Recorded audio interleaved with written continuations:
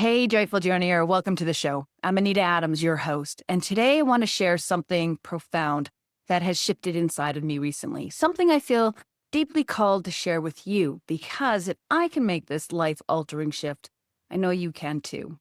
And it's a shift that leads to deep, lasting joy. Today's episode is about coming home to yourself and truly understanding that you are enough.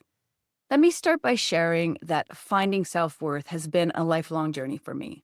As a young girl, I was someone who looked into the mirror and cried. As a young woman, my voice felt small, and I was often too frightened to speak up and share who I really was.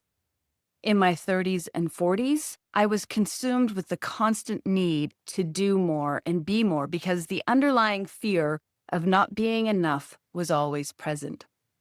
Did you know that most people carry some version of this fear, the fear of not being enough?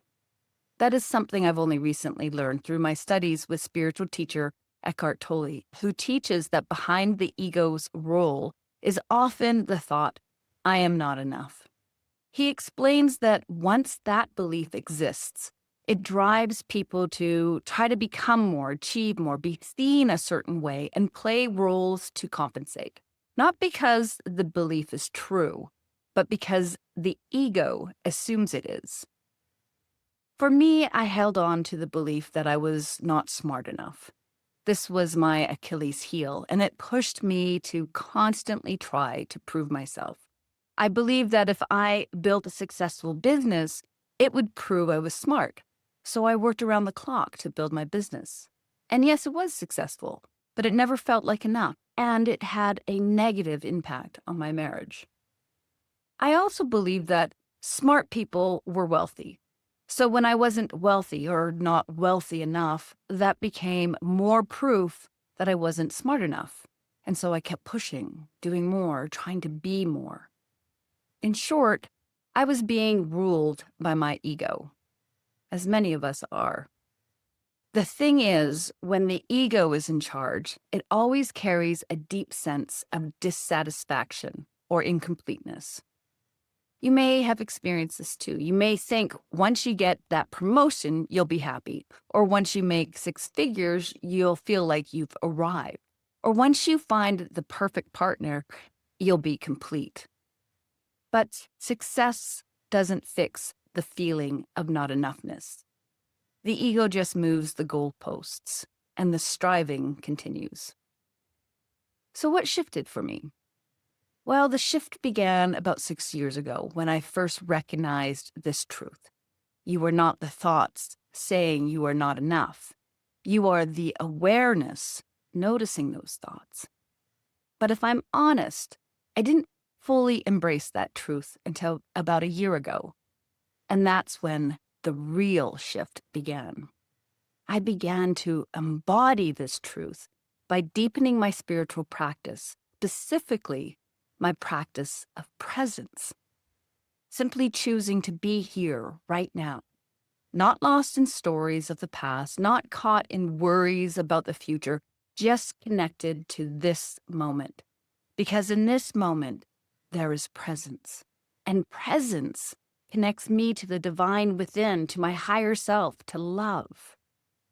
In other words, I find love when I tap into presence. Love for myself, love for all that is. And when I stand in love, my thoughts and actions begin to flow from love, not fear. You see, the ego lives in fear. Presence lives in love. And every single choice we make in life comes from either a place of love or fear. And when you begin to constantly choose from love, something remarkable happens. Your outer world begins to reflect your inner world. Peace, love, joy. Life begins to flow with more ease. You become more confident, and your dreams begin to feel more possible. The more you practice presence, the more you will feel that love stirring within you.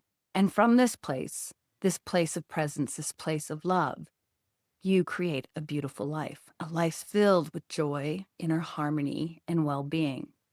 And what's more is that your presence ripples outward, positively impacting everyone you touch.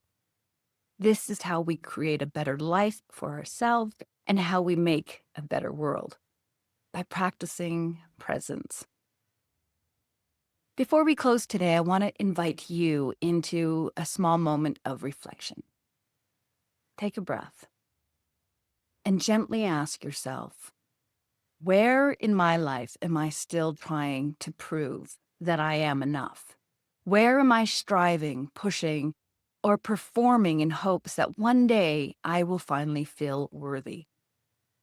And then if it feels safe to do so, place your hand on your heart and simply remind yourself, I am already enough, not because of what I do, not because of what I achieve, but because I am here. I am alive. I am a part of this great unfolding of life. And maybe, just maybe, today you let yourself soften a little. Maybe today you release one tiny layer of striving. Maybe today you choose presence over pressure, love over fear, being over proving. If something in this episode stirred something inside of you, if you feel the call to go deeper into this work, I would be honored to walk alongside you. Through my retreats, workshops, and coaching, I support people in reconnecting with their inner wisdom, releasing the patterns that keep them stuck, and creating lives that feel deeply aligned, meaningful, and joyful. You can learn more about working with me through the link in the show notes or by visiting my website at joyfuljourney.ca. Thanks for being here, Joyful Journeyer. Thank you for doing this brave, beautiful inner work. Until next time, keep listening to the whispers of your soul. Bye for now.